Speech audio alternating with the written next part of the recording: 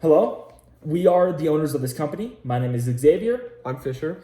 and we just want to congratulate you on the incredible work that you have been doing for this company. Like the way you've been setting up the business, the way you've been pushing us into the future is really fantastic to see. I love the way you have set up your hours and also the machines that you've used, the way that you are trying to push us forward. Really, we both think is incredible for our business and for the future of our company. Now, as you know, we are approaching summer. And what that means is we're going to have to start hiring people and really getting this business off the ground. And we both know that you have had some questions and concerns about how to hire people, who to hire, and many more questions. So in this video, we're going to go over basically the broad overview of all of your questions and concerns and answer some of them and give you some insight into how we want to see this business ran in the future. But I'm sure you're going to do a great job. Now, as you know, HR itself is a pretty complex set of ideas. Hiring, managing employees, maintaining a good atmosphere in a business can be pretty intense and challenging.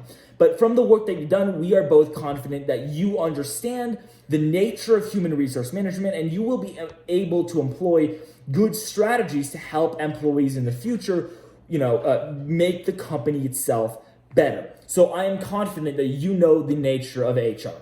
And now we're going to go into shifts and specifically answering your questions about how and the process of hiring. Starting off with shifts. To start off, we wanted to determine how many people we needed you to hire. We are going to start off with having 2 full-time employee shifts a day from 7:30 to 3:30 and from 3:30 to 10:30. These will be occupied by adults that will be able to oversee the business and ensure that there's capable supervision. We want 3 full-time adults employed. This will give each full-time adult 35 hours of working a week if we work 7 days a week. But then we're going to have 3 shifts a day for the young kids who cannot work more than 5 hours a day. The first shift will be from 7:30 to 12:30, and then we'll have a shift from 12:30 to 5:30, and then a shift from 5:30 to 10:30. We will have 3 younger kids working from 7:30 to 12:30 because of the morning coffee rush. Then we estimate the traffic for the business will slow down between 12:30 to 5:30, so we'll only have 2 younger employees working. And then from 5:30 to 10:30, when we believe and estimate people will want suites, we will have 4 people working with 1 adult supervision and 3 younger kids working. This will make sure that there's always 3 people working at the business at all times.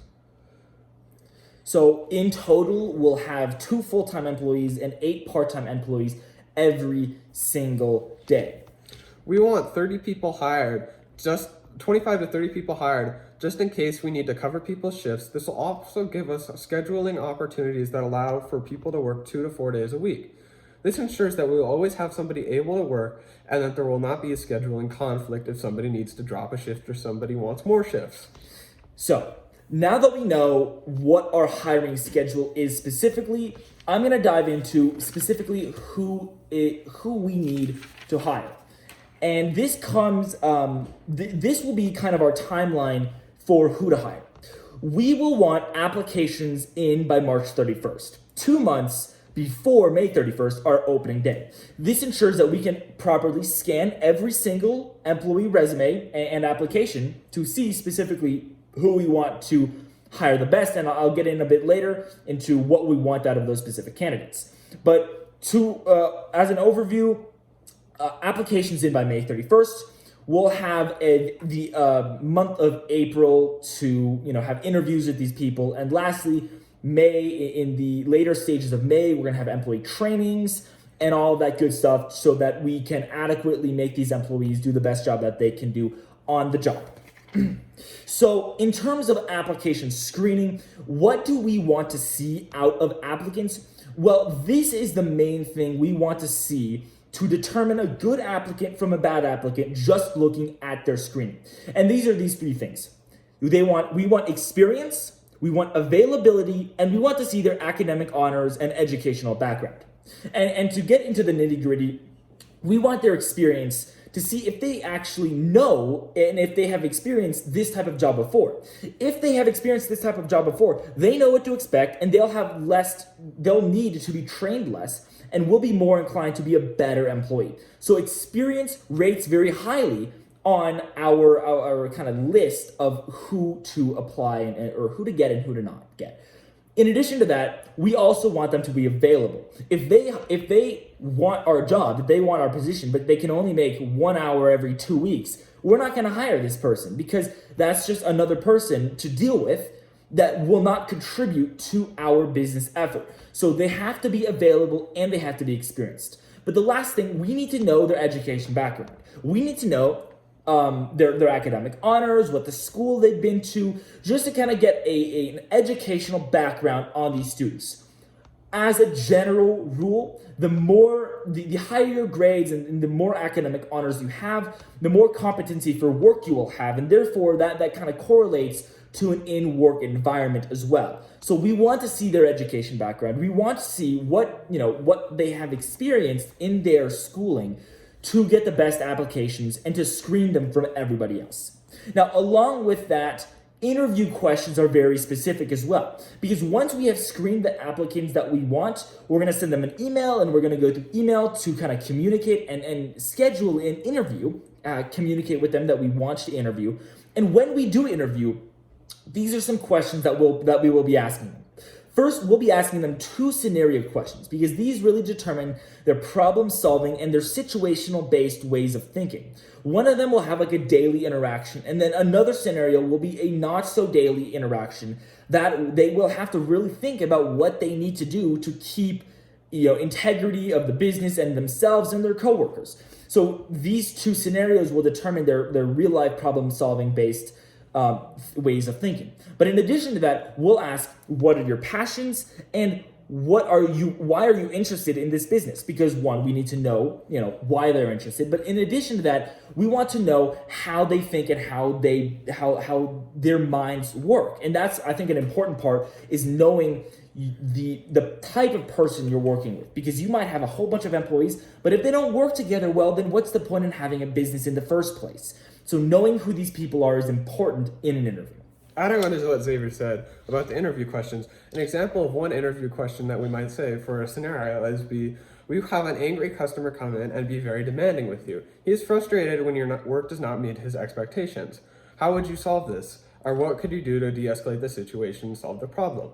Another interview question that we would ask that would be behavioral is name a time in history you had to calm down somebody or take a stressful situation and make it better for everybody there. We also have another situation question of the machine breaks and the customer is really wanting a drink. How would you solve this? How would you make this situation how would you solve the situation in a way that benefits everybody?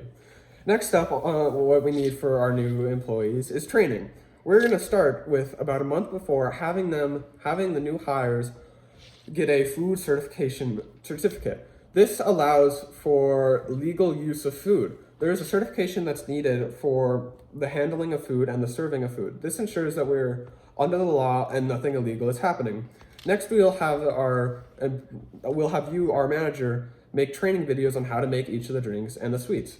This will give our employees heads up time to learn and watch the videos before they come in for on-the-job training. This ensures they know what they're doing when they come in and they have a good base and idea of what to make when they come in to make stuff. Next, we have a training day. This is basically a meeting day where we go through all the drinks and ensure that each person can make a drink and all the sweets and foods. This will ensure that when on-the-job training comes, they are able to still benefit the business while learning from on-the-job training. Next, after we are open, we'll start with on-the-job training. This will ensure that the employees can work well with each other, as well as solving social situations within the business that have to do with things like customers.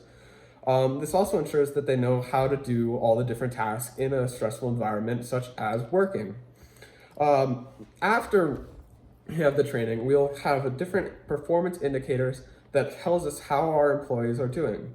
We will have 4 different types of performance indicators or assessments. The first one will be a formative assessment.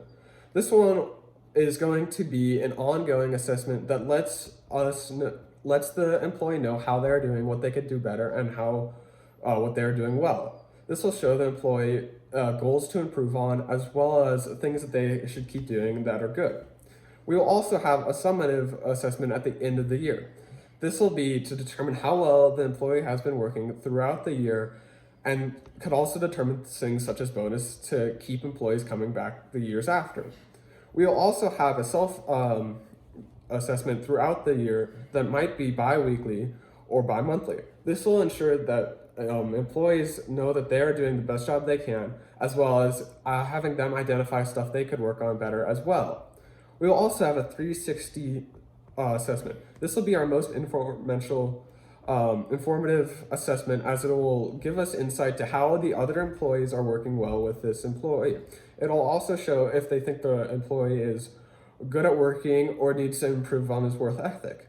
If any of these assessments come back bad, we won't just skip straight to firing them. We'll give them more on-the-job training and more attention to help them back up to the level that they need to be. This performance assessment will help identify what we need to do better as a whole, and will also be beneficial for all of our individual employees. Exactly. Now, in relation to the benefit of all the employees, we must talk about safety. Because in a business, there will be something that goes wrong eventually. It's not a question of if it'll go wrong, it's a question of when something will go wrong. And estimating and predicting those and trying to solve for them is the best way to ensure that the employees and the business itself are safe in the future. Some of these safety concerns include, stealing, robbery, so like stealing by an employee, robbery by an external source, an employee conflict, work hazard, like machines that could potentially harm the employee or harm the business itself. And we also want to consider that a lot of times, if there is a senior employee in a given room with two minor employees, there is always the possibility that there is abuse by that senior employee. And that's a very real concern. Many companies are plagued by this, where senior employees take advantage of minors or younger employees for their own benefit. And nobody wants that. That's a very unethical thing to do, but that is something that we must consider if we want to analyze the safety of all of our employees. So those are kind of the safety issues that we feel are the most prevalent to our business right now. And some of the steps that we could aim to solve this would be like lockpick safes that prevent people from getting in without a specific key or two keys. Many new businesses nowadays have safes that are very specific to codes, and that helps them keep the money safe and also prevents people from stealing in the first place. We could have visible cameras that are deterrents to people stealing. So there are many ways that we could identify and we could solve safety issues before they even happen, which is extremely crucial when it comes to a business. So, in conclusion, we can see that these are some of the questions and concerns that you may have had, and we have kind of answered those in the way that we would want them to see executed. Now, of course, we are sure that you are going to implement these in your own style, and we appreciate that you're taking this so seriously and you're such a good manager. We, and specifically you, need to consider everything that we've said here, because it's important to know the steps to a plan before you execute it. If you don't know the steps or a plan and you execute immediately, things might go wrong and you might not know what to do. So having a piece-by-piece plan of what exactly to do, who to hire, what are your hours, everything that we mentioned is important to know, because it will set the groundwork for everything that we'll do in the future. And that's why it's important to look over everything we've said and analyze it and then implement it in a way that you find suitable. And in conclusion, we're sure that you're going to be a great manager. We're sure that you're going to implement these in a very fantastic way. It has been a great time recording this video, and we hope to see this business grow in the future. Because in reality, you and we will have a fantastic working relationship, and we're sure that we will succeed in the future. Thank you so much. Thank you.